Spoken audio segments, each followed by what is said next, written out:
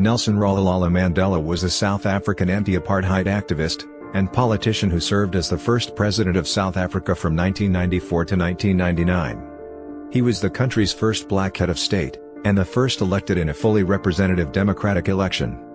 His government focused on dismantling the legacy of apartheid by fostering racial reconciliation. Ideologically an African nationalist and socialist, he served as the president of the African National Congress (ANC) party from 1991 to 1997. A Xhosa, Mandela was born into the Thembu royal family in Mvezo, Union of South Africa. He studied law at the University of Fort Hare and the University of Witwatersrand before working as a lawyer in Johannesburg. There he became involved in anti-colonial and African nationalist politics, joining the ANC in 1943 and co-founding its Youth League in 1944. After the National Party's white-only government established apartheid, a system of racial segregation that privileged whites, Mandela and the ANC committed themselves to its overthrow. He was appointed president of the ANC's Transvaal branch, rising to prominence for his involvement in the 1952 Defiance Campaign and the 1955 Congress of the People. He was repeatedly arrested for seditious activities and was unsuccessfully prosecuted in the 1956 Treason Trial. Influenced by Marxism, he secretly joined the banned South African Communist Party, SACP. Although initially committed to non-violent protest, in association with the SACP co-founded the militant uMkhonto Sizwe in 1961, and led a sabotage campaign against the government. He was arrested and imprisoned in 1962, and, following the Rivonia Trial, was sentenced to life imprisonment for conspiring to overthrow the state. Mandela served 27 years in prison, split between Robben Island, Pollsmoor Prison, and Victor Verster Prison. Amid growing domestic and international pressure and fears of racial civil war, President F.W. de Klerk released him in 1990. Mandela and de Klerk led efforts to negotiate an end to apartheid, which resulted in the 1994 multiracial general election in which Mandela led the ANC to victory and became president. Leading a broad coalition government which promulgated a new constitution, Mandela emphasized reconciliation between the country's racial groups, and created the Truth and Reconciliation Commission to investigate past human rights abuses. Economically, his administration retained its predecessor's liberal framework despite his own socialist beliefs, also introducing measures to encourage land reform, combat poverty, and expand healthcare services. Internationally, Mandela acted as mediator in the Pan Am Flight 103 bombing trial, and served as Secretary General of the Non-Aligned Movement from 1998 to 1999. He declined a second presidential term, and was succeeded by his deputy, Thabo Mbeki. Mandela became an elder statesman, and focused on combating poverty and HIV/AIDS through the charitable Nelson Mandela Foundation. Mandela was a controversial figure for much of his life. Although critics on the right denounced him as a communist terrorist, and those on the far left deemed him too eager to negotiate and reconcile with apartheid's supporters, he gained international acclaim for his activism. Globally regarded as an icon of democracy and social justice, he received more than 250 honors, including the Nobel Peace Prize. He is held in deep respect within South Africa, where he is often referred to by his Thembu clan name, Madiba, and described as the father of the nation. Mandela was born on July 18, 1918 in the village of Mvezo in uMkhonto, then part of South Africa's Cape Province. Given the forename Rolihlahla, a Xhosa term colloquially meaning troublemaker, in later years he became known by his clan name, Madiba.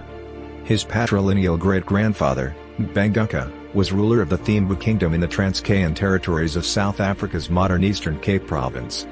One of Mvezo's sons, named Mandela, was Nelson's grandfather, and the source of his surname. Because Mandela was the king's child by a wife of the Xhosa clan, a so-called left-hand house, the descendants of his cadet branch of the royal family were morganatic, ineligible to inherit the throne but recognized as hereditary royal councillors. Nelson Mandela's father, Godla Mfakanyuzwa Mandela, 1880–1928, was a local chief and councillor to the monarch. He was appointed to the position in 1915, after his predecessor was accused of corruption by a governing white magistrate. In 1926, Godla was also sacked for corruption, but Nelson was told that his father had lost his job for standing up to the magistrate's unreasonable demands. A devotee of the god Kamata, Godla was a polygamist with 4 wives, 4 sons, and 9 daughters, who lived in different villages. Nelson's mother was Gadla's third wife, Noskini Fanny, daughter of Ntema of the right-hand house, and a member of the Mvezo clan of the Xhosa. Mandela later stated that his early life was dominated by traditional Xhosa custom and taboo. He grew up with two sisters in his mother's kraal in the village of Kunu, where he tended herds as a cattle boy, and spent much time outside with other boys. Both his parents were illiterate, but his mother, being a devout Christian, sent him to a local Methodist school when he was about 7. Baptized a Methodist, Mandela was given the English forename of Nelson by his teacher. When Mandela was about 9, his father came to stay at Kunu, where he died of an undiagnosed ailment that Mandela believed to be lung disease. Feeling cut adrift, he later said that he inherited his father's proud rebelliousness and stubborn sense of fairness. Mandela's mother took him to the Great Place Palace at Mkhekewane, where he was entrusted to the guardianship of the Thembu regent, Chief Jongantaba Dalandjebo. Although he did not see his mother again for many years, Mandela felt that Jongantaba and his wife No England treated him as their own child, raising him alongside their son, Justice, and daughter, No Mafu. As Mandela attended church services every Sunday with his guardians, Christianity became a significant part of his life. He attended a Methodist mission school located next to the palace, where he studied English, Xhosa, history, and geography. He developed a love of African history, listening to the tales told by elderly visitors to the palace, and was influenced by the anti-imperialist rhetoric of the visiting chief, Joyi. Nevertheless, at the time he considered the European colonizers not as oppressors but as benefactors who had brought education and other benefits to southern Africa. Aged 16, he, Justice, and several other boys traveled to Rolihlahla to undergo the Oluko circumcision ritual that symbolically marked their transition from boys to men. Afterwards he was given the name Dalibunga. Intending to gain skills needed to become a privy councillor for the Thembu royal house, Mandela began his secondary education in 1933 at Clarkberry Methodist High School in Nkobo, a Western-style institution that was the largest school for black Africans in Thembuland. Made to socialize with other students on an equal basis, he claimed that he lost his stuck-up attitude. Becoming best friends with a girl for the first time, he began playing sports, and developed his lifelong love of gardening. He completed his junior certificate in 2 years, and in 1937 he moved to Healdtown, the Methodist college in Fort Beaufort attended by most Thembu royalty, including Justice. The headmaster emphasized the superiority of European culture and government, but Mandela became increasingly interested in native African culture, making his first non-Xhosa friend, a speaker of Sotho, and coming under the influence of one of his favorite teachers, a Xhosa who broke taboo by marrying a Sotho. Mandela spent much of his spare time at Healdtown as a long-distance runner and boxer, and in his second year he became a prefect. In 1939, with Jongantaba's backing, Mandela began work on a BA degree at the University of Fort Hare, an elite black institution of approximately 150 students in Alice, Eastern Cape. He studied English, anthropology, politics, native administration, and Roman Dutch law in his first year, desiring to become an interpreter or clerk in the Native Affairs Department.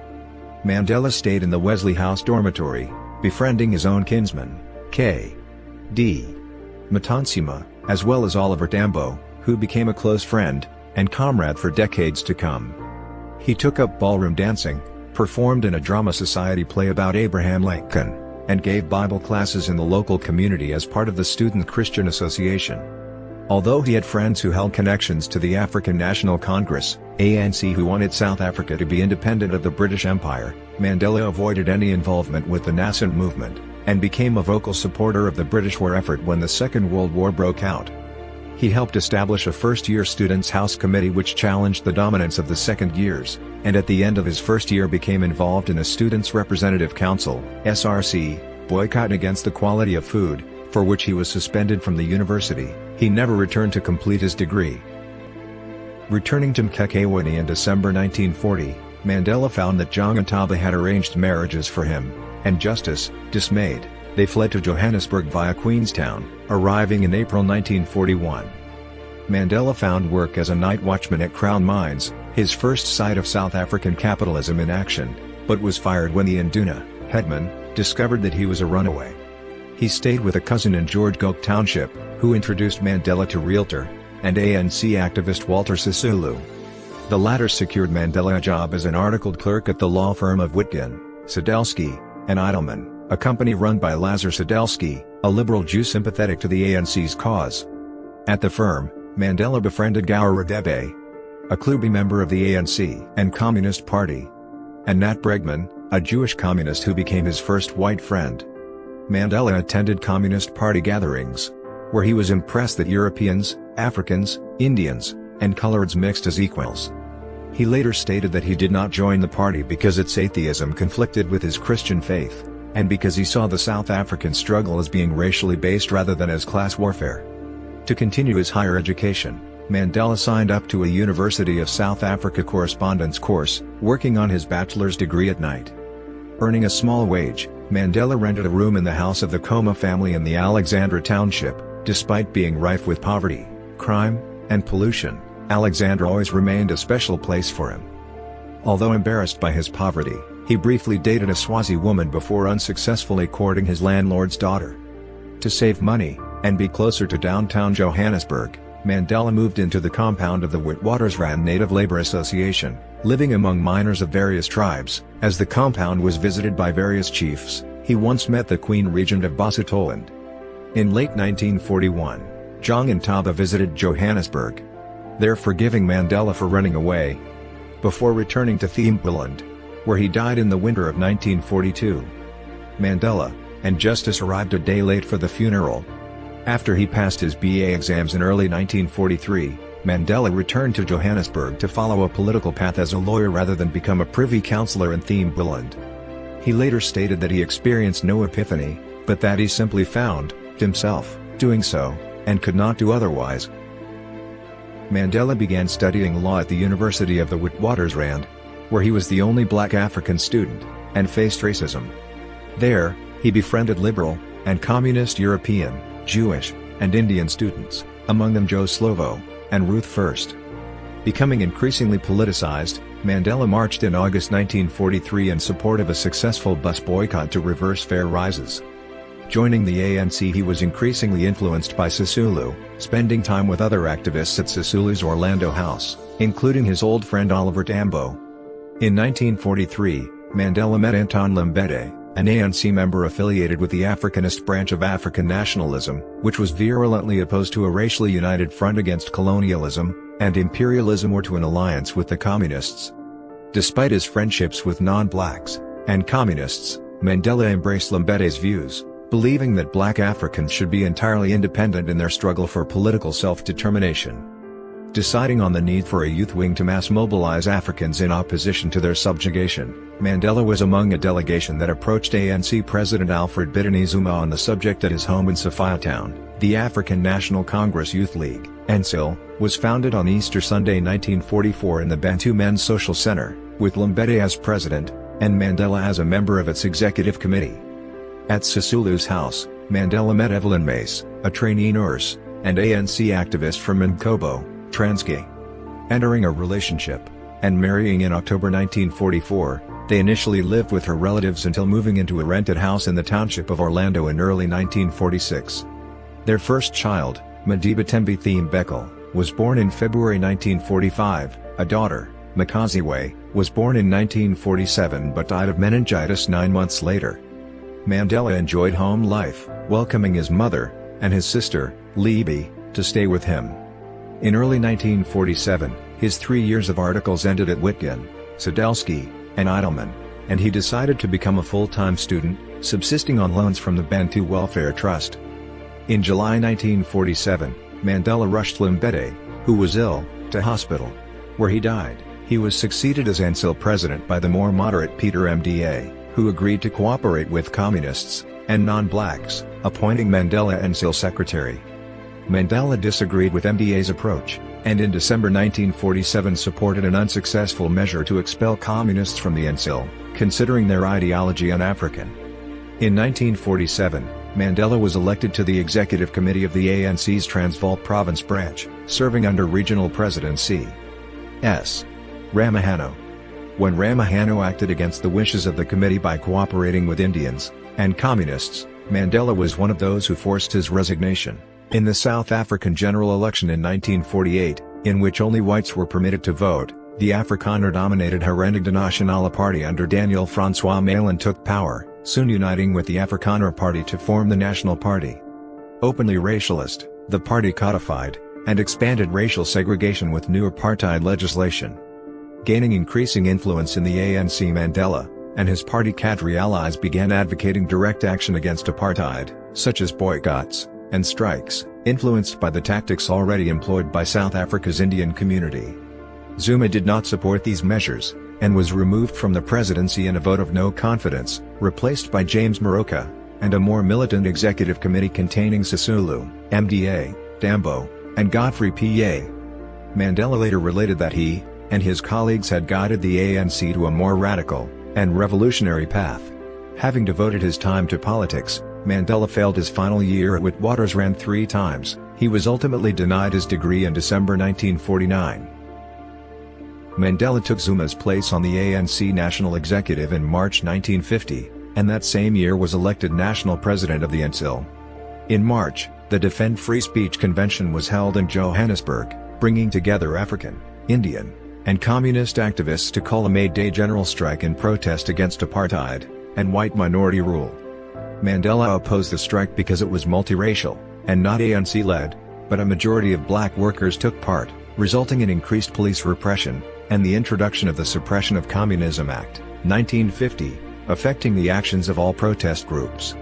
At the ANC National Conference of December 1951, he continued arguing against a racially united front, but was outvoted.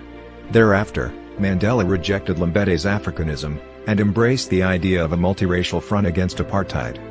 Influenced by friends like Moses Kotane, and by the Soviet Union's support for wars of national liberation, his mistrust of communism broke down, and he began reading literature by Karl Marx, Vladimir Lenin, and Mao Zedong, eventually embracing the Marxist philosophy of dialectical materialism. Commenting on communism, he later stated that he found himself strongly drawn to the idea of a classless society which, to his mind, was similar to traditional African culture where life was shared and communal. In April 1952, Mandela began work at the H.M. Bassner law firm, which was owned by a communist, although his increasing commitment to work and activism meant he spent less time with his family. In 1952, the ANC began preparation for a joint defiance campaign against apartheid with Indian and communist groups, founding a national voluntary board to recruit volunteers. The campaign was designed to follow the path of nonviolent resistance influenced by Mahatma Gandhi. Some supported this for ethical reasons, but Mandela instead considered it pragmatic. At a Durban rally on 22nd of June, Mandela addressed an assembled crowd of 10,000 people, initiating the campaign protests for which he was arrested, and briefly interned in Marshall Square Prison. These events established Mandela as one of the best-known black political figures in South Africa. With further protests, the ANC's membership grew from 20,000 to 100,000 members. The government responded with mass arrests, and introduced the Public Safety Act, 1953 to permit martial law. In May, authorities banned Transvaal ANC President J.B. Marx from making public appearances. Unable to maintain his position, he recommended Mandela as his successor. Although Africanists opposed his candidacy, Mandela was elected to be regional president in October. In July 1952, Mandela was arrested under the Suppression of Communism Act, and stood trial as one of the 21 accused. Among them Moroka, Sisulu, and Yusuf Dadoo. In Johannesburg, found guilty of statutory communism, a term that the government used to describe most opposition to apartheid, their sentence of 9 months hard labor was suspended for 2 years. In December, Mandela was given a 6-month ban from attending meetings or talking to more than one individual at a time, making his Transvaal ANC presidency impractical, and during this period the Defiance Campaign petered out. In September 1953, Andrew Kunene read out Mandela's No Easy Walk to Freedom speech at a Transvaal ANC meeting. The title was taken from a quote by Indian independence leader Jawaharlal Nehru, a seminal influence on Mandela's thought. The speech laid out a contingency plan for a scenario in which the ANC was banned. This Mandela Plan, or M-Plan, involved dividing the organization into a cell structure with a more centralized leadership. Mandela obtained work as an attorney for the firm Terblanche and British, before moving to the liberal-run Hellman and Michel, passing qualification exams to become a full-fledged attorney. In August 1953, Mandela and Thembu opened their own law firm, Mandela and Thembu, Operating in downtown Johannesburg. The only African-run law firm in the country, it was popular with aggrieved black people, often dealing with cases of police brutality. Disliked by the authorities, the firm was forced to relocate to a remote location after their office permit was removed under the Group Areas Act. As a result, their clientele dwindled. As a lawyer of aristocratic heritage, Mandela was part of Johannesburg's elite black middle class, and accorded much respect from the black community. Although a second daughter, Makazi Wafamia, was born in May 1954, Mandela's relationship with Evelyn became strained, and she accused him of adultery. He may have had affairs with ANC member Lily Ngoyi, and Secretary Ruth Mompati. Various individuals close to Mandela in this period have stated that the latter bore him a child. Disgusted by her son's behavior, Noskini returned to Transkei, while Evelyn embraced the Jehovah's Witnesses, and rejected Mandela's preoccupation with politics. After taking part in the unsuccessful protest to prevent the forced relocation of all black people from the Sophiatown suburb of Johannesburg in February 1955, Mandela concluded that violent action would prove necessary to end apartheid and white minority rule. On his advice, Sisulu requested weaponry from the People's Republic of China, which was denied. Although the Chinese government supported the anti-apartheid struggle, they believed the movement insufficiently prepared for guerrilla warfare. With the involvement of the South African Indian Congress, the Colored People's Congress, the South African Congress of Trade Unions, and the Congress of Democrats, the ANC planned a Congress of the People, calling on all South Africans to send in proposals for a post-apartheid era. Based on the responses, a Freedom Charter was drafted by Rusty Bernstein, calling for the creation of a democratic, non-racialist state with the nationalization of major industry. The charter was adopted at a June 1955 conference in Kliptown. 3,000 delegates attended the event, which was forcibly closed down by police. The tenets of the Freedom Charter remained important for Mandela, and in 1956 he described it as an inspiration to the people of South Africa. Following the end of a second ban in September 1955, Mandela went on a working holiday to Transkei to discuss the implications of the Bantu Authorities Act, 1951 with local Xhosa chiefs, also visiting his mother, and New England before proceeding to Cape Town. In March 1956, he received his third ban on public appearances, restricting him to Johannesburg for 5 years, but he often defied it. Mandela's marriage broke down, and Evelyn left him, taking their children to live with her brother. Initiating divorce proceedings in May 1956, she claimed that Mandela had physically abused her. He denied the allegations, and fought for custody of their children. She withdrew her petition of separation in November, but Mandela filed for divorce in January 1958. The divorce was finalized in March, with the children placed in Evelyn's care. During the divorce proceedings, he began courting a social worker, Winnie Madikizela, whom he married in Bizana in June 1958. She later became involved in ANC activities, spending several weeks in prison. Together they had 2 children, Zinani, born in February 1959, and Zinzizwa, 1960-2020. In December 1956, Mandela was arrested alongside most of the ANC national executive, and accused of high treason against the state. Held in Johannesburg prison amid mass protests, they underwent a preparatory examination before being granted bail. The defense's refutation began in January 1957, overseen by defense lawyer Vernon Barange, and continued until the case was adjourned in September. In January 1958, Oswald Piro was appointed to prosecute the case, and in February the judge ruled that there was sufficient reason for the defendants to go on trial in the Transvaal Supreme Court. The formal treason trial began in Pretoria in August 1958, with the defendants successfully applying to have the 3 judges, all linked to the governing National Party, replaced. In August, 1 charge was dropped, and in October the prosecution withdrew its indictment, submitting a reformulated version in November which argued that the ANC leadership committed high treason by advocating violent revolution, a charge the defendants denied. In April 1959, Africanists dissatisfied with the ANC's United Front approach founded the Pan-Africanist Congress, PAC. Mandela disagreed with the PAC's racially exclusionary views, describing them as immature and naive. Both parties took part in an anti-pass campaign in early 1960, in which Africans burned the passes that they were legally obliged to carry. One of the PAC-organized demonstrations was fired upon by police, resulting in the deaths of 69 protesters in the Sharpeville massacre. The incident brought international condemnation of the government, and resulted in rioting throughout South Africa, with Mandela publicly burning his pass in solidarity. Responding to the unrest, the government implemented state of emergency measures, declaring martial law, and banning the ANC and PAC. In March, they arrested Mandela and other activists, imprisoning them for 5 months without charge in the unsanitary conditions of the Pretoria local prison. Imprisonment caused problems for Mandela and his co-defendants in the Treason Trial. Their lawyers could not reach them, and so it was decided that the lawyers would withdraw in protest until the accused were freed from prison when the state of emergency was lifted in late August 1960. Over the following months, Mandela used his free time to organize an all-in-African conference near Pietermaritzburg, Natal, in March 1961, at which 1,400 anti-apartheid delegates met, agreeing on a stay-at-home strike to mark 31st of May, the day South Africa became a republic.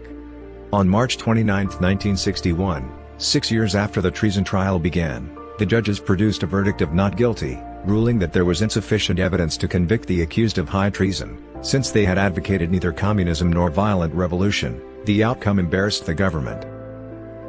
Disguised as a chauffeur, Mandela traveled around the country incognito, organizing the ANC's new cell structure, and the planned mass stay-at-home strike. Referred to as the Black Pimpernel in the press, a reference to Ortzi's 1905 novel The Scarlet Pimpernel. A warrant for his arrest was put out by the police. Mandela held secret meetings with reporters, and after the government failed to prevent the strike, he warned them that many anti-apartheid activists would soon resort to violence through groups like the Pax Poco. He believed that the ANC should form an armed group to channel some of this violence in a controlled direction, convincing both ANC leader Albert Luthuli, who was morally opposed to violence, and allied activist groups of its necessity. Inspired by the actions of Fidel Castro's 26th of July movement in the Cuban Revolution, in 1961 Mandela, Sisulu, and Slovo co-founded uMkhonto we Sizwe, Spear of the Nation, abbreviated MK. Becoming chairman of the militant group, Mandela gained ideas from literature on guerrilla warfare by Marxist militants Mao and Che Guevara, as well as from the military theorist Karl von Clausewitz. Although initially declared officially separate from the ANC so as not to taint the latter's reputation, MK was later widely recognized as the party's armed wing. Most early MK members were white communists who were able to conceal Mandela in their homes. After hiding in communist Wolfie Kodish's flat in Berea, Mandela moved to the communist-owned Liliesleaf farm in Rivonia. They're joined by Raymond Malaba, Slovo, and Bernstein, who put together the MK Constitution. Although in later life Mandela denied, for political reasons, ever being a member of the Communist Party, historical research published in 2011 strongly suggested that he had joined in the late 1950s or early 1960s. This was confirmed by both the SACP and the ANC after Mandela's death. According to the SACP, he was not only a member of the party, but also served on its central committee. Operating through a cell structure, MK planned to carry out acts of sabotage that would exert maximum pressure on the government with minimum casualties. They sought to bomb military installations, power plants, telephone lines, and transport links at night, when civilians were not present. Mandela stated that they chose sabotage because it was the least harmful action, did not involve killing, and offered the best hope for racial reconciliation afterwards. He nevertheless acknowledged that should this have failed then guerrilla warfare might have been necessary. Soon after ANC leader Luthuli was awarded the Nobel Peace Prize, MK publicly announced its existence with 57 bombings on Dingani's Day, 16th of December, 1961, followed by further attacks on New Year's Eve. The ANC decided to send Mandela as a delegate to the February 1962 meeting of the Pan-African Freedom Movement for East, Central, and Southern Africa, PAFMECSA, in Addis Ababa, Ethiopia, leaving South Africa in secret via Bechuanaland. On his way Mandela visited Tanganyika, and met with its president, Julius Nyerere. Arriving in Ethiopia, Mandela met with Emperor Haile Selassie I, and gave his speech after Selassie's at the conference. After the symposium, he traveled to Cairo, Egypt, admiring the political reforms of President Gamal Abdel Nasser, and on April 1962 he went to Morocco where asked El-Khatib to meet the king to ask him to give him £5,000.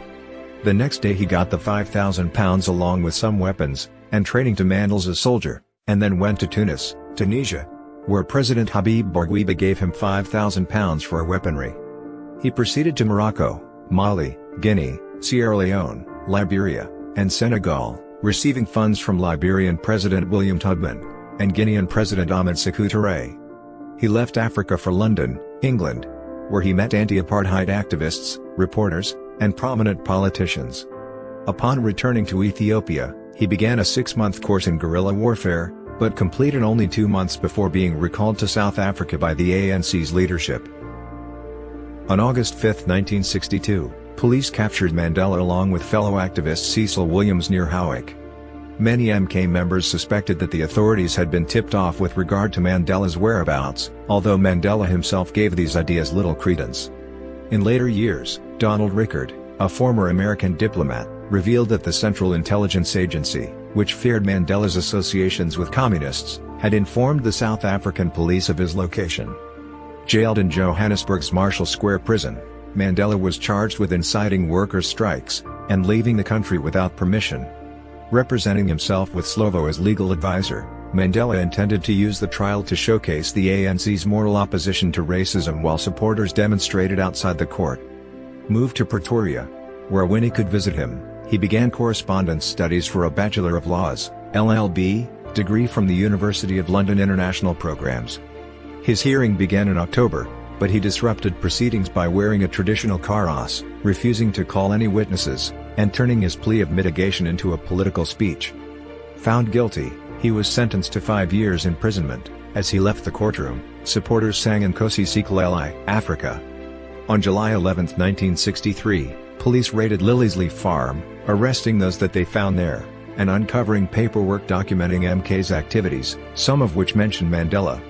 The Rivonia Trial began at Pretoria Supreme Court in October, with Mandela and his comrades charged with 4 counts of sabotage and conspiracy to violently overthrow the government. Their chief prosecutor was Percy Uttar. Judge Quartus de Wet soon threw out the prosecution's case for insufficient evidence, but Uttar reformulated the charges, presenting his new case from December 1963 until February 1964, calling 173 witnesses, and bringing thousands of documents and photographs to the trial. Although 4 of the accused denied involvement with MK, Mandela, and the other 5 accused admitted sabotage but denied that they had ever agreed to initiate guerrilla war against the government. They used the trial to highlight their political cause. At the opening of the defense's proceedings, Mandela gave his 3-hour "I am prepared to die" speech. That speech, which was inspired by Castro's "History will absolve me," was widely reported in the press despite official censorship. The trial gained international attention. There were global calls for the release of the accused from the United Nations and World Peace Council, while the University of London Union voted Mandela to its presidency. On June 12, 1964, Justice de Wet found Mandela and 2 of his co-accused guilty on all 4 charges. Although the prosecution had called for the death sentence to be applied, the judge instead condemned them to life imprisonment. In 1964, Mandela and his co-accused were transferred from Pretoria to the prison on Robben Island, remaining there for the next 18 years. Isolated from non-political prisoners in Section B, Mandela was imprisoned in a damp concrete cell measuring 8 feet, 2.4 meters, by 7 feet, 2.1 meters, with a straw mat on which to sleep. Verbally and physically harassed by several white prison wardens, the Rivonia Trial prisoners spent their days breaking rocks into gravel, until being reassigned in January 1965 to work in a lime quarry. Mandela was initially forbidden to wear sunglasses, and the glare from the lime permanently damaged his eyesight. At night, he worked on his LLB degree, which he was obtaining from the University of London through a correspondence course with Wolsey Hall, Oxford, but newspapers were forbidden, and he was locked in solitary confinement on several occasions for the possession of smuggled news clippings. He was initially classified as the lowest grade of prisoner, Class D, meaning that he was permitted 1 visit and 1 letter every 6 months, although all mail was heavily censored. The political prisoners took part in work and hunger strikes, the latter considered largely ineffective by Mandela. To improve prison conditions, viewing this as a microcosm of the anti-apartheid struggle, ANC prisoners elected him to their 4-man high organ along with Sisulu, Govan Mbeki, and Raymond Malaba, and he involved himself in a group, named Ulundi, that represented all political prisoners, including Eddie Daniels, on the island, through which he forged links with PAC and Uchichan Club members. Initiating the University of Robben Island, whereby prisoners lectured on their own areas of expertise, he debated socio-political topics with his comrades. Though attending Christian Sunday services, Mandela studied Islam. He also studied Afrikaans, hoping to build a mutual respect with the warders, and convert them to his cause. Various official visitors met with Mandela, most significantly the Liberal parliamentary representative Helen Suzman of the Progressive Party, who championed Mandela's cause outside of prison. In September 1970, he met British Labour Party politician Dennis Healey. South African Minister of Justice Jimmy Kruger visited in December 1974, but he and Mandela did not get along with each other. His mother visited in 1968, dying shortly after, and his firstborn son Thembu died in a car accident the following year. Mandela was forbidden from attending either funeral. His wife was rarely able to see him, being regularly imprisoned for political activity, and his daughters first visited in December 1975. Winnie was released from prison in 1977 but was forcibly settled in Brantford, and remained unable to see him. From 1967 onwards, prison conditions improved. Black prisoners were given trousers rather than shorts, games were permitted, and the standard of their food was raised. In 1969, an escape plan for Mandela was developed by Gordon Bruce, but it was abandoned after the conspiracy was infiltrated by an agent of the South African Bureau of State Security, BOSS, who hoped to see Mandela shot during the escape. In 1970, Commander Pete Badenhorst became commanding officer. Mandela, seeing an increase in the physical and mental abuse of prisoners, complained to visiting judges, who had Badenhorst reassigned. He was replaced by Commander Willie Willemse, who developed a cooperative relationship with Mandela, and was keen to improve prison standards. By 1975, Mandela had become a Class A prisoner, which allowed him greater numbers of visits and letters. He corresponded with anti-apartheid activists like Mangosuthu Buthelezi and Desmond Tutu. That year, he began his autobiography, which was smuggled to London, but remained unpublished at the time. Prison authorities discovered several pages, and his LLB study privileges were revoked for 4 years. Instead, he devoted his spare time to gardening and reading until the authorities permitted him to resume his LLB degree studies in 1980. By the late 1960s, Mandela's fame had been eclipsed by Steve Biko and the Black Consciousness Movement, BCM. Seeing the ANC as ineffectual, the BCM called for militant action, but, following the Soweto uprising of 1976, many BCM activists were imprisoned on Robben Island. Mandela tried to build a relationship with these young radicals, although he was critical of their racialism and contempt for white anti-apartheid activists. Renewed international interest in his plight came in July 1978, when he celebrated his 60th birthday.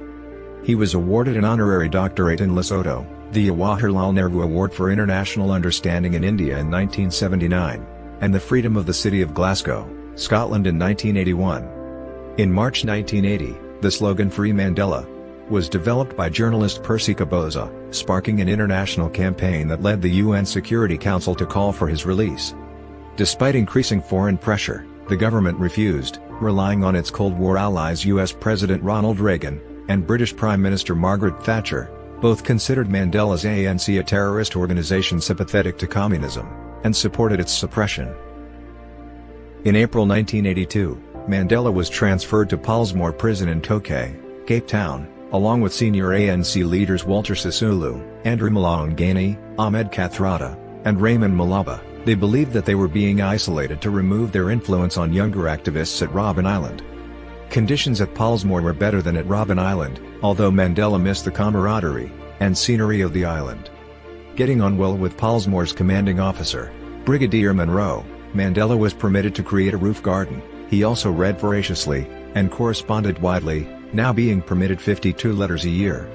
He was appointed patron of the multiracial United Democratic Front, UDF, founded to combat reforms implemented by South African President P.W. Botha.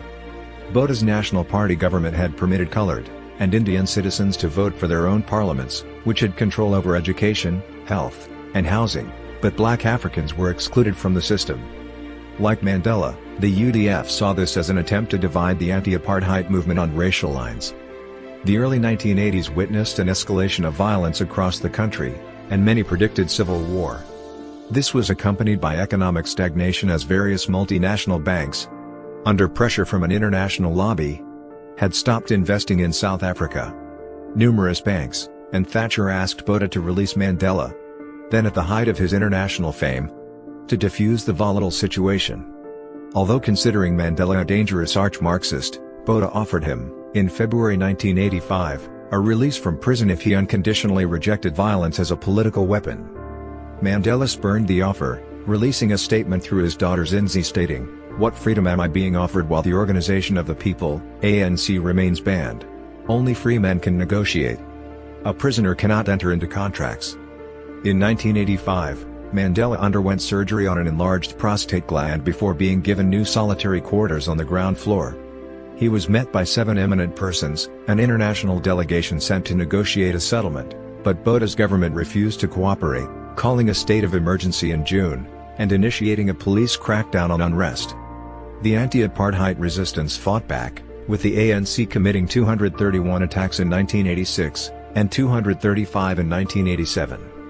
The violence escalated as the government used the army and police to combat the resistance, and provided covert support for vigilante groups, and the Zulu nationalist movement uMkhonto, which was involved in an increasingly violent struggle with the ANC. Mandela requested talks with Botha but was denied, instead secretly meeting with Minister of Justice Kobe Coetsee in 1987, and having a further 11 meetings over the next 3 years. Coetsee organized negotiations between Mandela and a team of 4 government figures starting in May 1988. The team agreed to the release of political prisoners, and the legalization of the ANC on the condition that they permanently renounce violence, break links with the Communist Party, and not insist on majority rule. Mandela rejected these conditions, insisting that the ANC would end its armed activities only when the government renounced violence. Mandela's 70th birthday in July 1988 attracted international attention, including a tribute concert at London's Wembley Stadium that was televised, and watched by an estimated 200 million viewers. Although presented globally as a heroic figure, he faced personal problems when ANC leaders informed him that Winnie had set herself up as head of a gang, the Mandela United Football Club, which had been responsible for torturing and killing opponents, including children, in Soweto. Though some encouraged him to divorce her, he decided to remain loyal until she was found guilty by trial. Recovering from tuberculosis exacerbated by the damp conditions in his cell, Mandela was moved to Victor Verster Prison, near Parel, in December 1988. He was housed in the relative comfort of a warder's house with a personal cook, and he used the time to complete his LLB degree. While there, he was permitted many visitors, and organized secret communications with exiled ANC leader Oliver Tambo. In 1989, Botha suffered a stroke. Although he would retain the state presidency, he stepped down as leader of the National Party, to be replaced by F.W. de Klerk. In a surprise move, Botha invited Mandela to a meeting over tea in July 1989, an invitation Mandela considered genial. Botha was replaced as state president by de Klerk 6 weeks later. The new president believed that apartheid was unsustainable, and released a number of ANC prisoners. Following the fall of the Berlin Wall in November 1989, de Klerk called his cabinet together to debate legalizing the ANC and freeing Mandela. Although some were deeply opposed to his plans, de Klerk met with Mandela in December to discuss the situation, a meeting both men considered friendly, before legalizing all formerly banned political parties in February 1990, and announcing Mandela's unconditional release. Shortly thereafter, for the first time in 20 years, photographs of Mandela were allowed to be published in South Africa. Leaving Victor Verster Prison on 11th of February, Mandela held Winnie's hand in front of amassed crowds, and the press. The event was broadcast live across the world. Driven to Cape Town's City Hall through crowds, he gave a speech declaring his commitment to peace and reconciliation with the white minority, but he made it clear that the ANC's armed struggle was not over, and would continue as a purely defensive action against the violence of apartheid. He expressed hope that the government would agree to negotiations, so that there may no longer be the need for the armed struggle, and insisted that his main focus was to bring peace to the black majority, and give them the right to vote in national and local elections. Staying at Tuta's home, in the following days Mandela met with friends, activists, and press, giving a speech to an estimated 100,000 people at Johannesburg's FNB Stadium. Mandela proceeded on an African tour, meeting supporters and politicians in Zambia, Zimbabwe, Namibia, Libya, and Algeria, and continuing to Sweden, where he was reunited with Tambo, and London, where he appeared at the Nelson Mandela, an international tribute for a Free South Africa concert at Wembley Stadium. Encouraging foreign countries to support sanctions against the apartheid government, he met President François Mitterrand in France, Pope John Paul II in the Vatican, and Thatcher in the United Kingdom. In the United States, he met President George H.W. Bush, addressed both houses of Congress, and visited 8 cities, being particularly popular among the African American community. In Cuba, he became friends with President Castro, whom he had long admired. He met President R. Venkataraman in India, President Suharto in Indonesia, Prime Minister Mahathir Mohamad in Malaysia, and Prime Minister Bob Hawke in Australia. He visited Japan, but not the Soviet Union, a longtime ANC supporter. In May 1990, Mandela led a multiracial ANC delegation into preliminary negotiations with a government delegation of 11 Afrikaner men. Mandela impressed them with his discussions of Afrikaner history, and the negotiations led to the Groote Minute, in which the government lifted the state of emergency. In August, Mandela, recognizing the ANC's severe military disadvantage, offered a ceasefire, the Pretoria Minute, for which he was widely criticized by MK activists. He spent much time trying to unify and build the ANC, appearing at a Johannesburg conference in December attended by 1,600 delegates, many of whom found him more moderate than expected. At the ANC's July 1991 national conference in Durban, Mandela admitted that the party had faults, and announced his aim to build a strong and well-oiled task force for securing majority rule. At the conference, he was elected ANC president, replacing the ailing Thembu, and a 50-strong multiracial, mixed-gendered national executive was elected. Mandela was given an office in the newly purchased ANC headquarters at Shell House, Johannesburg, and moved into Winnie's large Soweto home. Their marriage was increasingly strained as he learned of her affair with Dali Mpofu, but he supported her during her trial for kidnapping and assault. He gained funding for her defense from the International Defense and Aid Fund for Southern Africa, and from Libyan leader Muammar Gaddafi, but, in June 1991, she was found guilty, and sentenced to 6 years in prison, reduced to 2 on appeal. On April 13, 1992, Mandela publicly announced his separation from Winnie. The ANC forced her to step down from the national executive for misappropriating ANC funds. Mandela moved into the mostly white Johannesburg suburb of Houghton. Mandela's prospects for a peaceful transition were further damaged by an increase in black-on-black violence, particularly between ANC and uMkhonto supporters in KwaZulu-Natal, which resulted in thousands of deaths. Mandela met with uMkhonto leader Buthelezi, but the ANC prevented further negotiations on the issue. Mandela argued that there was a third force within the state intelligence services fueling the slaughter of the people, and openly blamed de Klerk, whom he increasingly distrusted, for the Sabang massacre. In September 1991, a national peace conference was held in Johannesburg at which Mandela, Buthelezi, and de Klerk signed a peace accord, though the violence continued. The Convention for a Democratic South Africa, CODESA, began in December 1991 at the Johannesburg World Trade Center, attended by 228 delegates from 19 political parties. Although Cyril Ramaphosa led the ANC's delegation, Mandela remained a key figure. After de Klerk used the closing speech to condemn the ANC's violence, he took to the stage to denounce de Klerk as the head of an illegitimate, discredited minority regime. Dominated by the National Party, and ANC, little negotiation was achieved. CODESA II was held in May 1992, at which de Klerk insisted that post-apartheid South Africa must use a federal system with a rotating presidency to ensure the protection of ethnic minorities. Mandela opposed this, demanding a unitary system governed by majority rule. Following the Boipatong massacre of ANC activists by government-aided uMkhonto militants, Mandela called off the negotiations, before attending a meeting of the Organization of African Unity in Senegal, at which he called for a special session of the UN Security Council, and proposed that a UN peacekeeping force be stationed in South Africa to prevent state terrorism. Calling for domestic mass action, in August the ANC organized the largest ever strike in South African history, and supporters marched on Pretoria.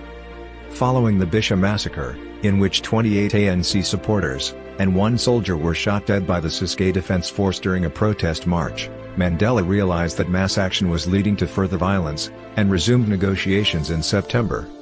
He agreed to do so on the conditions that all political prisoners be released, that Zulu traditional weapons be banned, and that Zulu hostels would be fenced off, the latter 2 measures intended to prevent further uMkhonto attacks. De Klerk reluctantly agreed. The negotiations agreed that a multiracial general election would be held, resulting in a 5-year coalition government of national unity, and a constitutional assembly that gave the National Party continuing influence. The ANC also conceded to safeguarding the jobs of white civil servants. Such concessions brought fierce internal criticism. The duo agreed on an interim constitution based on a liberal democratic model, guaranteeing separation of powers, creating a constitutional court, and including a US-style Bill of Rights. It also divided the country into 9 provinces, each with its own premier and civil service, a concession between de Klerk's desire for federalism and Mandela's for unitary government. The democratic process was threatened by the Concerned South Africans Group, COSOG, an alliance of black ethnic secessionist groups like uMkhonto and far-right Afrikaner parties. In June 1993, one of the latter, the Afrikaner Weerstandsbeweging, AWB, attacked the Kempton Park World Trade Center. Following the murder of ANC activist Chris Hani, Mandela made a publicized speech to calm rioting, soon after appearing at a mass funeral in Soweto for Thembu, who had died of a stroke. In July 1993, both Mandela and de Klerk visited the United States, independently meeting President Bill Clinton, and each receiving the Liberty Medal. Soon after, Mandela and de Klerk were jointly awarded the Nobel Peace Prize in Norway. Influenced by Thabo Mbeki, Mandela began meeting with big business figures, and he played down his support for nationalization, fearing that he would scare away much-needed foreign investment. Although criticized by socialist ANC members, he had been encouraged to embrace private enterprise by members of the Chinese and Vietnamese Communist parties at the January 1992 World Economic Forum in Switzerland. With the election set for April 27, 1994, the ANC began campaigning, opening 100 election offices, and orchestrating people's forums across the country at which Mandela could appear, as a popular figure with great status among black South Africans. The ANC campaigned on a reconstruction and development program, RDP, to build 1 million houses in 5 years, introduce universal free education, and extend access to water and electricity. The party slogan was "A Better Life for All," although it was not explained how this development would be funded. With the exception of the Weekly Mail and the New Nation, South Africa's press opposed Mandela's election, fearing continued ethnic strife, instead supporting the National or Democratic Party. Mandela devoted much time to fundraising for the ANC, touring North America, Europe, and Asia to meet wealthy donors, including former supporters of the apartheid regime. He also urged a reduction in the voting age from 18 to 14, rejected by the ANC. This policy became the subject of ridicule. Concerned that COSOG would undermine the election, particularly in the wake of the conflict in Bophuthatswana and the Shell House massacre, incidents of violence involving the AWB and uMkhonto, respectively, Mandela met with Afrikaner politicians and generals, including P.W. Botha, Pik Botha, and Constant Viljoen, persuading many to work within the democratic system. With de Klerk, he also convinced uMkhonto's Buthelezi to enter the elections rather than launch a war of secession. As leaders of the two major parties, de Klerk and Mandela appeared on a televised debate. Although de Klerk was widely considered the better speaker at the event, Mandela's offer to shake his hand surprised him, leading some commentators to deem it a victory for Mandela. The election went ahead with little violence, although an AWB cell killed 20 with car bombs. As widely expected, the ANC won a sweeping victory, taking 63% of the vote, just short of the two-thirds majority needed to unilaterally change the constitution. The ANC was also victorious in 7 provinces, with uMkhonto and the National Party each taking 1. Mandela voted at the Orange High School in Durban, and though the ANC's victory assured his election as president, he publicly accepted that the election had been marred by instances of fraud and sabotage. The newly elected National Assembly's first act was to formally elect Mandela as South Africa's first black chief executive. His inauguration took place in Pretoria on May 10, 1994, televised to 1 billion viewers globally. The event was attended by 4,000 guests, including world leaders from a wide range of geographic and ideological backgrounds. Mandela headed a government of national unity dominated by the ANC, which had no experience of governing by itself, but containing representatives from the National Party and uMkhonto. Under the interim constitution, uMkhonto and the National Party were entitled to seats in the government by virtue of winning at least 20 seats. In keeping with earlier agreements, both de Klerk and Thabo Mbeki were given the position of deputy president. Although Mbeki had not been his first choice for the job, Mandela grew to rely heavily on him throughout his presidency, allowing him to shape policy details. Moving into the presidential office at Thembu in Cape Town, Mandela allowed de Klerk to retain the presidential residence in the Groote Schuur estate, instead settling into the nearby Westbrook Manor, which he renamed Genadendal, meaning Valley of Mercy in Afrikaans. Retaining his Houghton home, he also had a house built in his home village of Kunu, which he visited regularly, walking around the area, meeting with locals, and judging tribal disputes. Aged 76, he faced various ailments, and although exhibiting continued energy, he felt isolated and lonely. He often entertained celebrities, such as Michael Jackson, Whoopi Goldberg, and the Spice Girls, and befriended ultra-rich businessmen, like Harry Oppenheimer of Anglo American. He also met with Queen Elizabeth II on her March 1995 state visit to South Africa, which earned him strong criticism from ANC anti-capitalists. Despite his opulent surroundings, Mandela lived simply, donating a third of his R552,000 annual income to the Nelson Mandela Children's Fund, which he had founded in 1995. Although dismantling press censorship, speaking out in favor of freedom of the press, and befriending many journalists, Mandela was critical of much of the country's media, noting that it was overwhelmingly owned and run by middle-class whites, and believing that it focused too heavily on scaremongering about crime. In December 1994, Mandela published Long Walk to Freedom, an autobiography based around a manuscript he had written in prison, augmented by interviews conducted with American journalist Richard Stengel. In late 1994, he attended the 49th conference of the ANC in Bloemfontein, at which a more militant national executive was elected, among them Winnie Mandela. Although she expressed an interest in reconciling, Nelson initiated divorce proceedings in August 1995. By 1995, he had entered into a relationship with Xhosa Michelle, a Mozambican political activist 27 years his junior who was the widow of former President Samora Machel. They had first met in July 1990 when she was still in mourning, but their friendship grew into a partnership, with Michelle accompanying him on many of his foreign visits. She turned down Mandela's first marriage proposal, wanting to retain some independence, and dividing her time between Mozambique and Johannesburg. Presiding over the transition from apartheid minority rule to a multicultural democracy, Mandela saw national reconciliation as the primary task of his presidency. Having seen other post-colonial African economies damaged by the departure of white elites, Mandela worked to reassure South Africa's white population that they were protected and represented in the Rainbow Nation. Although his government of national unity would be dominated by the ANC, he attempted to create a broad coalition by appointing de Klerk as deputy president, and appointing other National Party officials as ministers for agriculture, environment, and minerals, and energy, as well as naming Buthelezi as minister for home affairs. The other cabinet positions were taken by ANC members, many of whom, like Joe Modise, Alfred Nzo, Joe Slovo, Mac Maharaj, and Dullah Omar, had long been comrades of Mandela, although others, such as Tito Mboweni and Jeff Radebe, were far younger. Mandela's relationship with de Klerk was strained.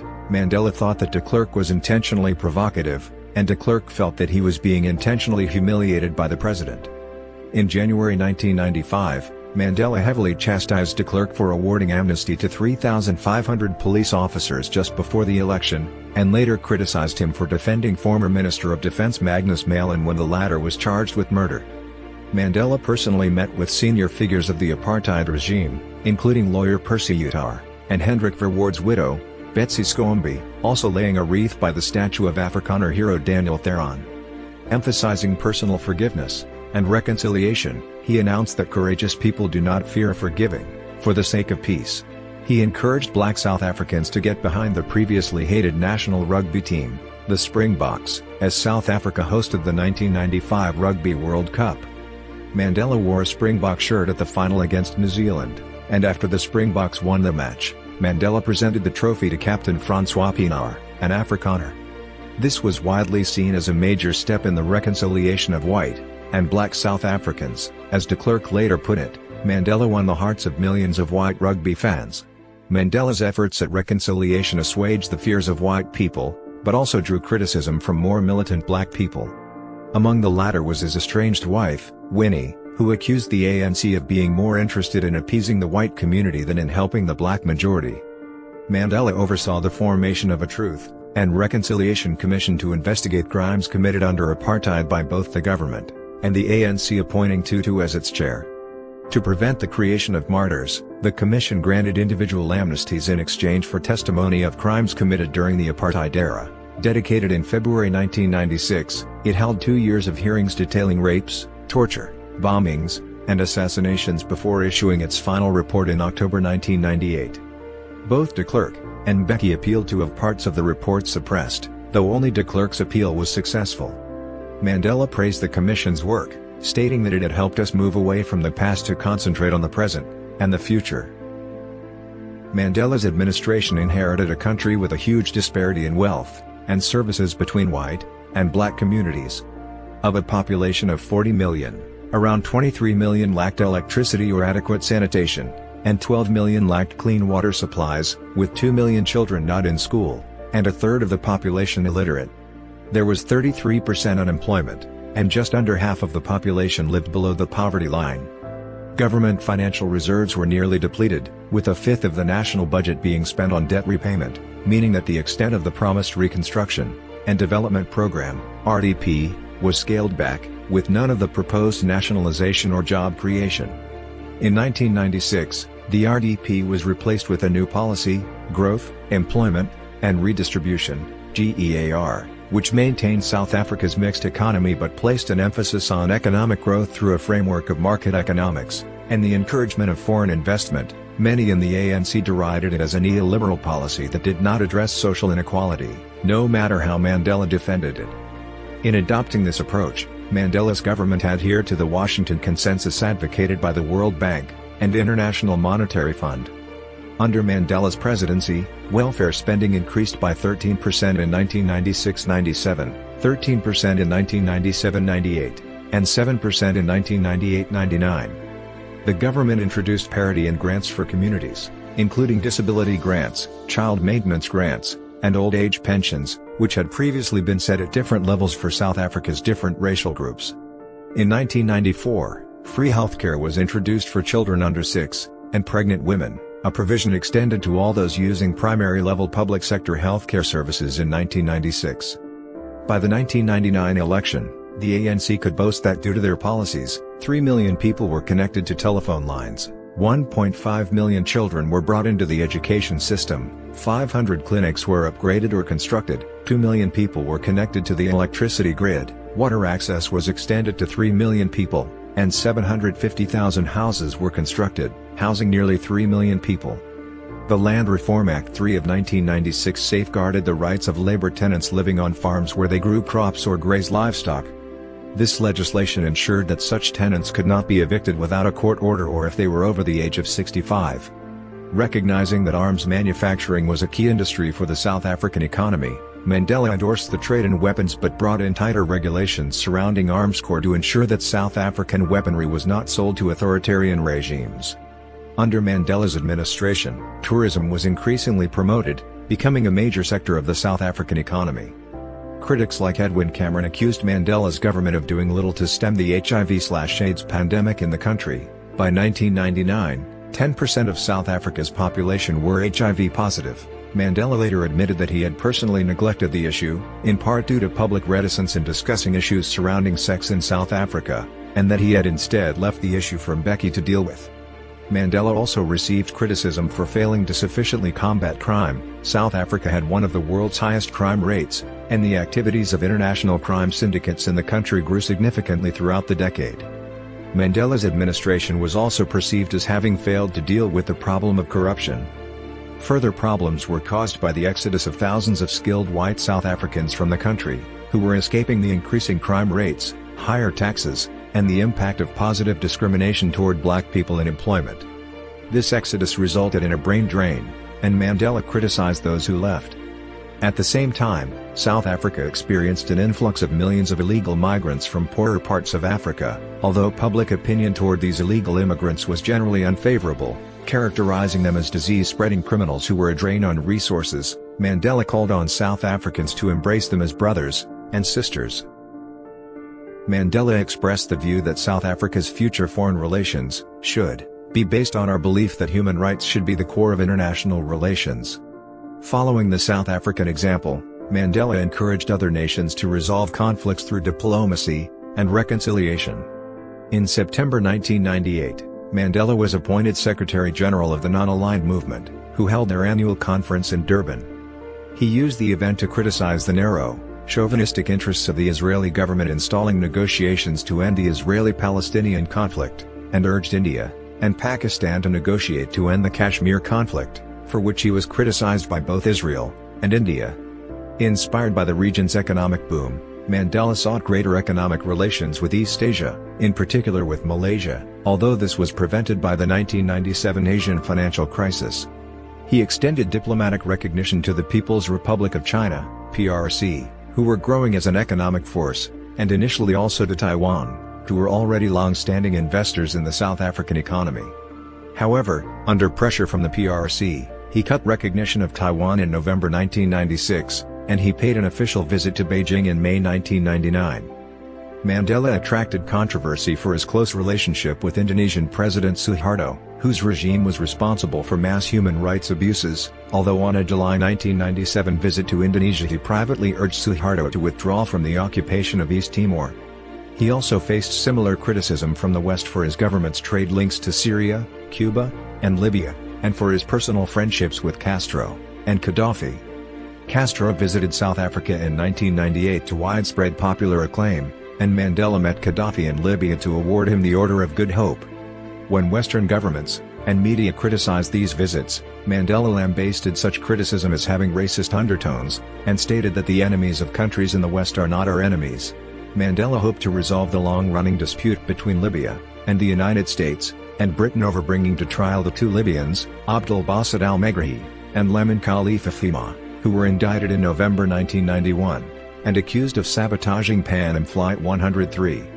Mandela proposed that they be tried in a third country, which was agreed to by all parties. Governed by Scots law, the trial was held at Camp Zeist in the Netherlands in April 1999, and found one of the two men guilty.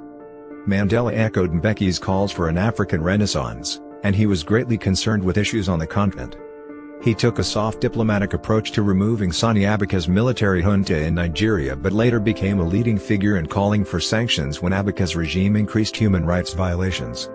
In 1996, he was appointed chairman of the Southern African Development Community, SADC, and initiated unsuccessful negotiations to end the First Congo War in Zaire. He also played a key role as a mediator in the ethnic conflict between Tutsi and Hutu political groups in the Burundian Civil War, helping to initiate a settlement which brought increased stability to the country but did not end the ethnic violence.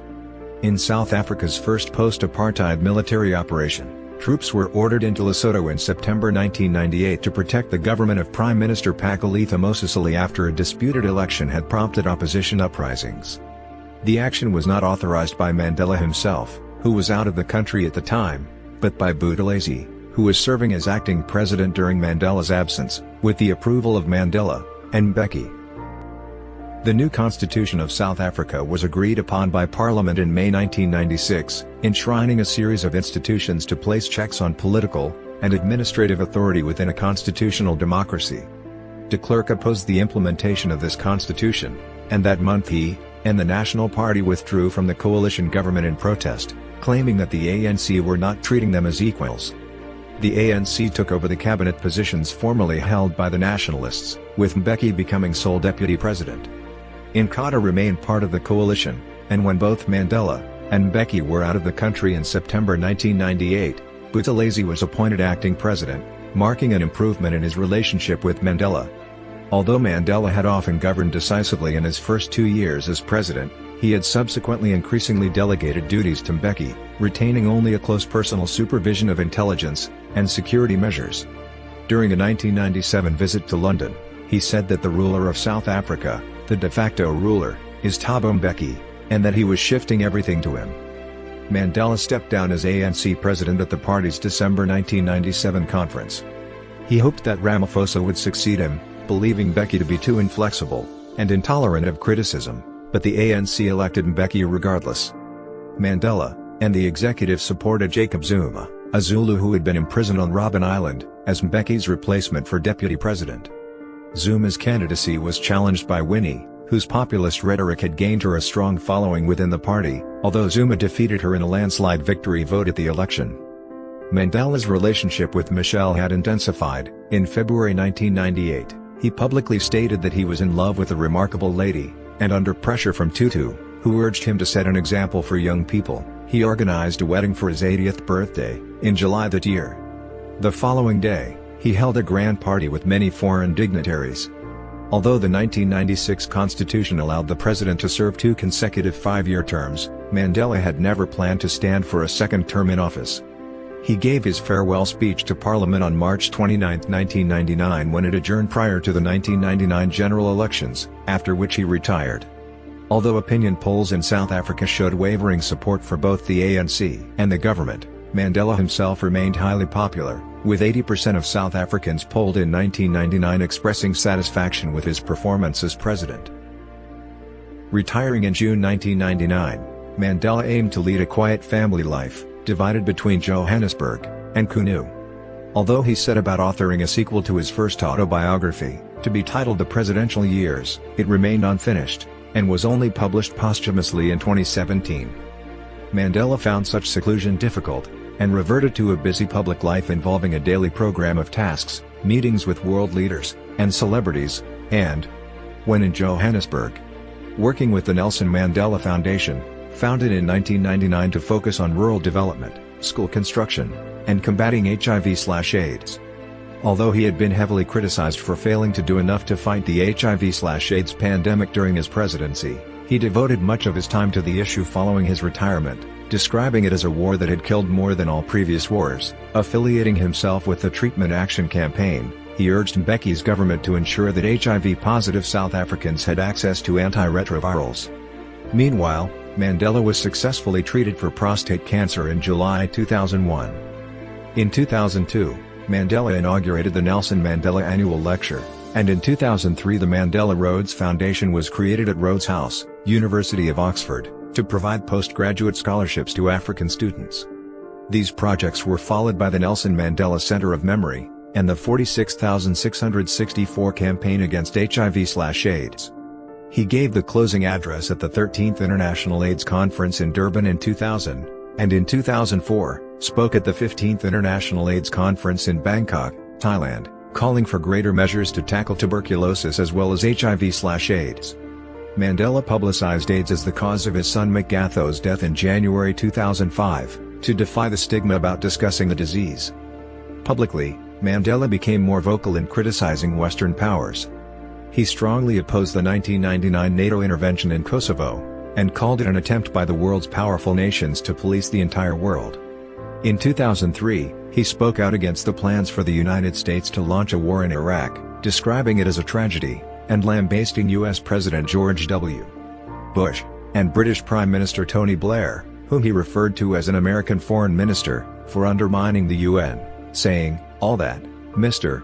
Bush wants is Iraqi oil."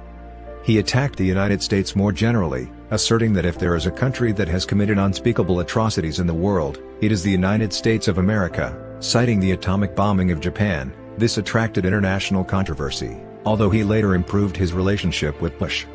Retaining an interest in the Lockerbie suspect, he visited Megrahi in Berlin prison, and spoke out against the conditions of his treatment, referring to them as psychological persecution. In June 2004, aged 85, and amid failing health, Mandela announced that he was retiring from retirement, and retreating from public life, remarking, "Don't call me, I will call you." Although continuing to meet with close friends and family, the foundation discouraged invitations for him to appear at public events, and denied most interview requests. He retained some involvement in international affairs. In 2005, he founded the Nelson Mandela Legacy Trust, traveling to the United States to speak before the Brookings Institution, and the NAACP on the need for economic assistance to Africa. He spoke with U.S. Senator Hillary Clinton, and President George W. Bush, and first met the then Senator Barack Obama. Mandela also encouraged Zimbabwean President Robert Mugabe to resign over growing human rights abuses in the country. When this proved ineffective, he spoke out publicly against Mugabe in 2007, asking him to step down with residual respect, and a modicum of dignity. That year, Mandela, Michelle, and Desmond Tutu convened a group of world leaders in Johannesburg to contribute their wisdom and independent leadership to some of the world's toughest problems. Mandela announced the formation of this new group, the Elders, in a speech delivered on his 89th birthday. Mandela's 90th birthday was marked across the country on July 18, 2008, with the main celebrations held at Kunu, and a concert in his honor in Hyde Park, London. In a speech marking the event, Mandela called for the rich to help the poor across the world. Throughout Mbeki's presidency, Mandela continued to support the ANC, usually overshadowing Mbeki at any public events that the two attended. Mandela was more at ease with Mbeki's successor, Zuma, although the Nelson Mandela Foundation was upset when his grandson, Mandla Mandela, flew him out to the Eastern Cape to attend a pro-Zuma rally in the midst of a storm in 2009. In 2004, Mandela successfully campaigned for South Africa to host the 2010 FIFA World Cup, declaring that there would be few better gifts for us in the year marking a decade since the fall of apartheid. Despite maintaining a low profile during the event due to ill health, Mandela made his final public appearance during the World Cup closing ceremony, where he received much applause. Between 2005 and 2013, Mandela, and later his family, were embroiled in a series of legal disputes regarding money held in family trusts for the benefit of his descendants. In mid-2013, as Mandela was hospitalized for a lung infection in Pretoria, his descendants were involved in an intra-family legal dispute relating to the burial place of Mandela's children, and ultimately Mandela himself. In February 2011, Mandela was briefly hospitalized with a respiratory infection, attracting international attention, before being readmitted for a lung infection and gallstone removal in December 2012. After a successful medical procedure in early March 2013, his lung infection recurred, and he was briefly hospitalized in Pretoria. In June 2013, his lung infection worsened, and he was readmitted to a Pretoria hospital in serious condition. The Archbishop of Cape Town Thabo Makgoba visited Mandela at the hospital, and prayed with Michelle, while Zuma cancelled a trip to Mozambique to visit him the following day. In September 2013, Mandela was discharged from hospital, although his condition remained unstable. After suffering from a prolonged respiratory infection, Mandela died on December 5, 2013 at the age of 95, at around 2050 local time at his home in Houghton, surrounded by his family. Zuma publicly announced his death on television, proclaiming 10 days of national mourning, a memorial service held at Johannesburg's FNB Stadium on December 10, 2013, and 8 December as a national day of prayer and reflection. Mandela's body lay in state from 11 to 13 December at the Union Buildings in Pretoria, and a state funeral was held on 15 December in Kunu. Approximately 90 representatives of foreign states traveled to South Africa to attend memorial events. It was later revealed that 300 million rand, about $20 million, originally earmarked for humanitarian development projects, had been redirected to finance the funeral. The media was awash with tributes and reminiscences, while images of tributes to Mandela proliferated across social media. His $4.1 million estate was left to his widow, other family members, staff, and educational institutions. Mandela identified as both an African nationalist, an ideological position he held since joining the ANC, and as a socialist. He was a practical politician, rather than an intellectual scholar or political theorist. According to biographer Tom Lodge, for Mandela, politics has always been primarily about enacting stories, about making narratives, primarily about morally exemplary conduct, and only secondarily about ideological vision, more about means rather than ends. The historian Sibelo J. Ndlovu-Gatshini described Mandela as a liberal African nationalist decolonial humanist, while political analyst Raymond Suttner cautioned against labeling Mandela a liberal, and stated that Mandela displayed a hybrid socio-political makeup. Mandela adopted some of his political ideas from other thinkers. Among them Indian independence leaders like Gandhi and Nehru, African American civil rights activists, and African nationalists like Nkrumah, and applied them to the South African situation. At the same time he rejected other aspects of their thought, such as the anti-white sentiment of many African nationalists. In doing so he synthesized both countercultural and hegemonic views, for instance by drawing upon ideas from the then dominant Afrikaner nationalism and promoting his anti-apartheid vision. His political development was strongly influenced by his legal training and practice, in particular his hope to achieve change not through violence but through legal revolution. Over the course of his life, he began by advocating a path of non-violence, later embracing violence, and then adopting a non-violent approach to negotiation and reconciliation. When endorsing violence, he did so because he saw no alternative, and was always pragmatic about it, perceiving it as a means to get his opponent to the negotiating table. He sought to target symbols of white supremacy and racist oppression rather than white people as individuals, and was anxious not to inaugurate a race war in South Africa. This willingness to use violence distinguishes Mandela from the ideology of Gandhism, with which some commentators have sought to associate him. Although he presented himself in an autocratic manner in several speeches, Mandela was a devout believer in democracy, and abided by majority decisions even when deeply disagreeing with them. He had exhibited a commitment to the values of democracy and human rights since at least the 1960s. He held a conviction that inclusivity, accountability, and freedom of speech were the fundamentals of democracy, and was driven by a belief in natural and human rights. Suttner argued that there were two modes of leadership that Mandela adopted. On one side he adhered to ideas about collective leadership, although on the other believed that there were scenarios in which a leader had to be decisive, and act without consultation to achieve a particular objective. According to Lodge, Mandela's political thought reflected tensions between his support for liberal democracy and pre-colonial African forms of consensus decision-making. He was an admirer of British-style parliamentary democracy, stating that "I regard the British Parliament as the most democratic institution in the world, and the independence and impartiality of its judiciary never fail to arouse my admiration." In this he has been described as being committed to the Euro-North American modernist project of emancipation, something which distinguishes him from other African nationalist and socialist leaders like Nyerere, who were concerned about embracing styles of democratic governance that were Western, rather than African, in origin. Mandela nevertheless also expressed admiration for what he deemed to be indigenous forms of democracy, describing Xhosa traditional society's mode of governance as democracy in its purest form. He also spoke of an influential African ethical tenet, Ubuntu, which is an Nguni term meaning a person is a person through other persons, or I am because we are. Mandela advocated the ultimate establishment of a classless society, with Sampson describing him as being openly opposed to capitalism, private land ownership, and the power of big money. Mandela was influenced by Marxism, and during the revolution he advocated scientific socialism. He denied being a communist at the Treason Trial, and maintained this stance both when later talking to journalists, and in his autobiography, where he outlined that the cooperation with the SACP was pragmatic, asking rhetorically, "Who is to say that we were not using them?" According to the sociologist Craig Sudine, sympathetic as Mandela was to socialism, a communist he was not. Conversely, the biographer David Jones Smith stated that Mandela embraced communism, and communists in the late 1950s, and early 1960s, while the historian Stephen Ellis commented that Mandela had assimilated much of the Marxist-Leninist ideology by 1960.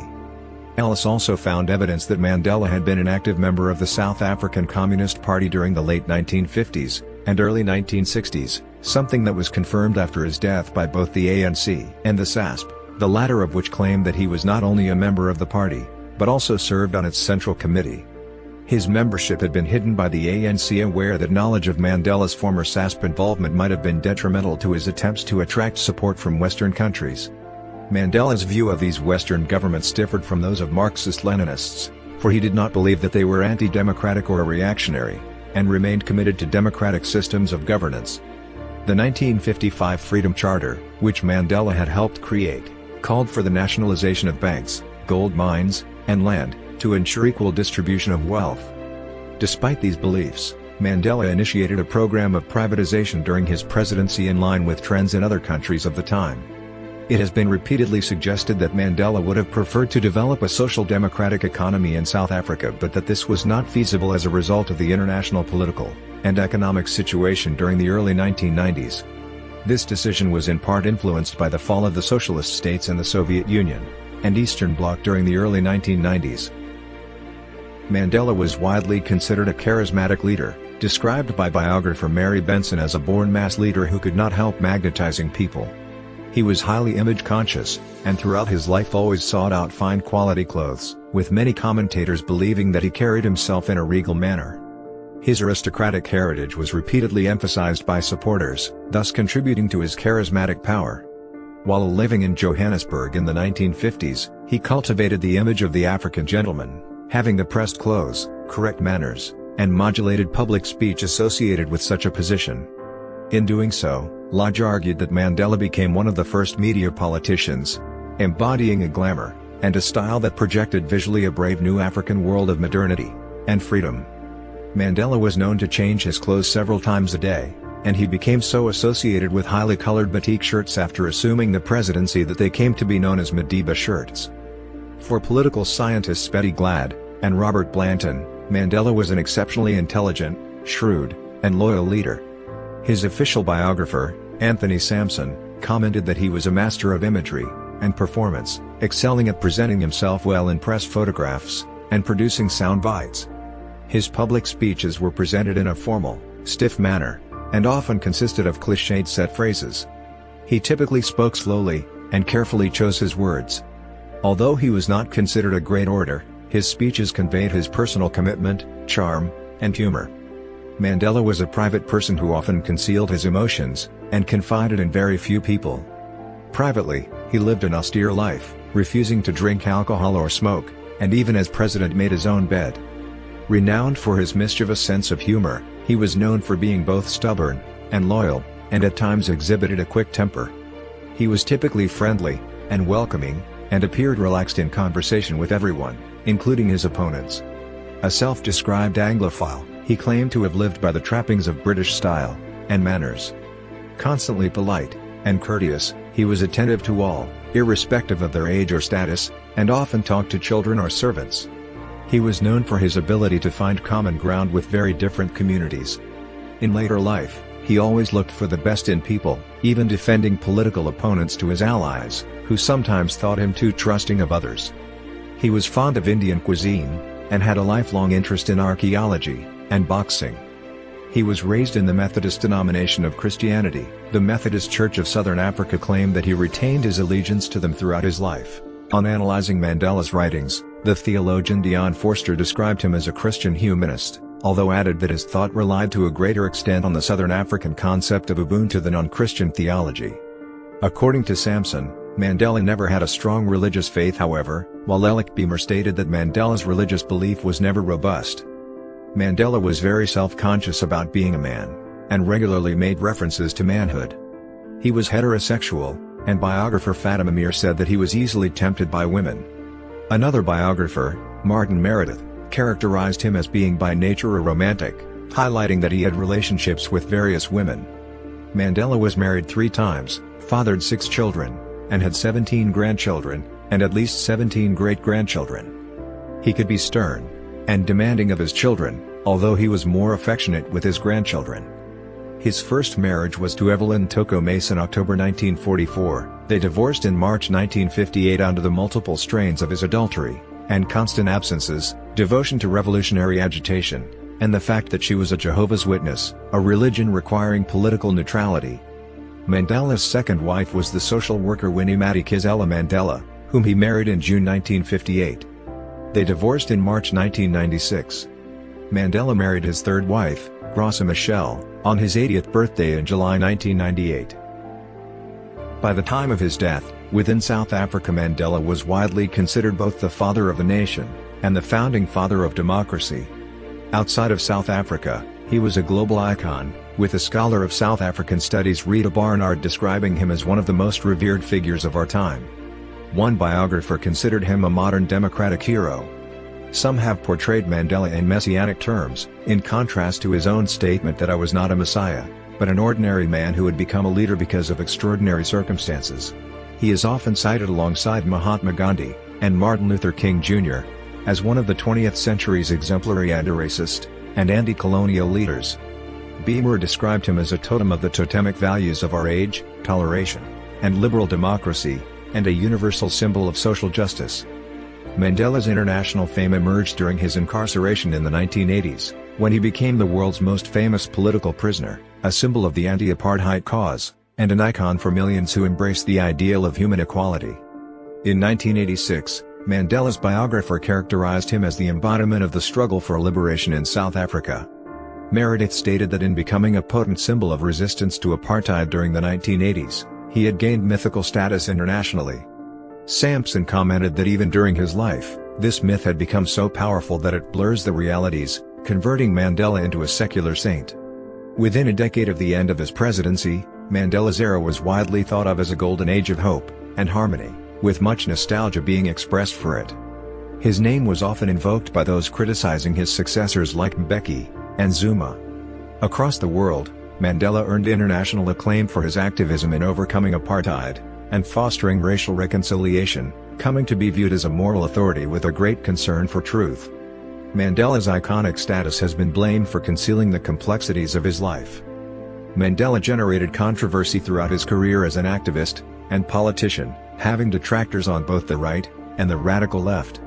During the 1980s, Mandela was widely labeled a terrorist by prominent political figures in the Western world for his embrace of political violence. According to Thatcher, for instance, the ANC was a typical terrorist organization. The US government's State and Defense Departments officially designated the ANC as a terrorist organization, resulting in Mandela remaining on their terrorism watch list until 2008. On the left, some voices in the ANC, among them Frank B.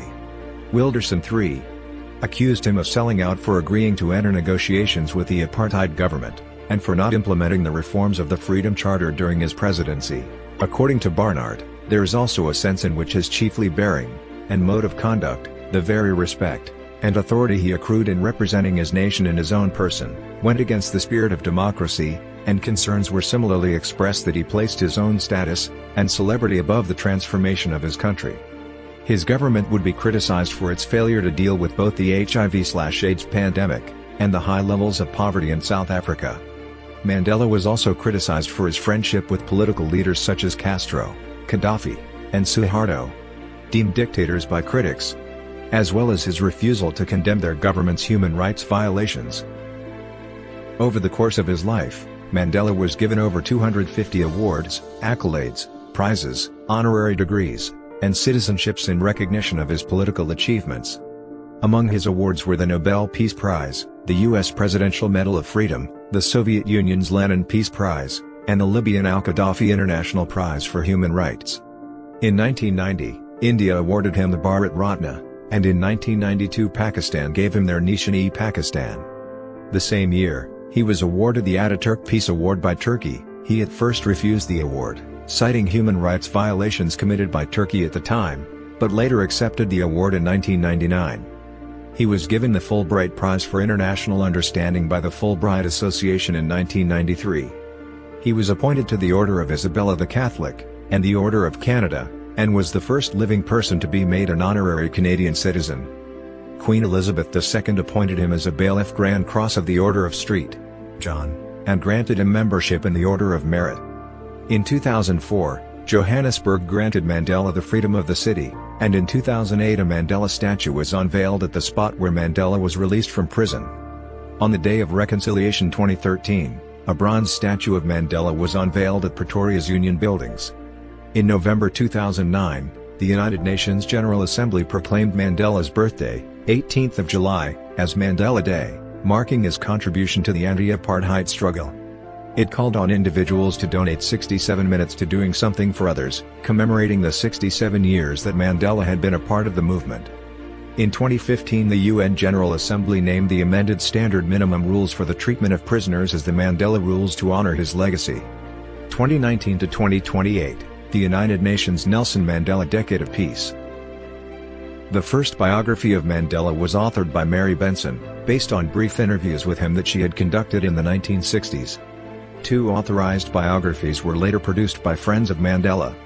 The first was Fatima Meer's Higher Than Hope, which was heavily influenced by Winnie, and thus placed great emphasis on Mandela's family.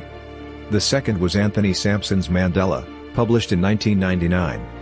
Other biographies included Martin Meredith's Mandela, first published in 1997, and Tom Lodge's Mandela, brought out in 2006. Since the late 1980s, Mandela's image began to appear on a proliferation of items, among them photographs, paintings, drawings, statues, public murals, buttons, t-shirts, refrigerator magnets, and more, items that have been characterized as Mandela kitsch. In the 1980s he was the subject of several songs, such as the specials Free Nelson Mandela, Hugh Masekela's Bring Him Back Home, Nelson Mandela, and Johnny Clegg's Asimbananga, Mandela, which helped to bring awareness of his imprisonment to an international audience. Following his death, many internet memes appeared featuring images of Mandela with his inspirational quotes superimposed onto them. Mandela has also been depicted in films on multiple occasions. Some of these, such as the 2013 feature film Mandela, Long Walk to Freedom, The 2017 miniseries Madiba, and the 1996 documentary Mandela, have focused on covering his adult life in entirety or until his inaugural as president. Others, such as the 2009 feature film Invictus, and the 2010 documentary The 16th Man, have focused on specific events in his life. It has been argued that in Invictus, and other films, the American film industry has played a significant part in the crafting of Mandela's global image,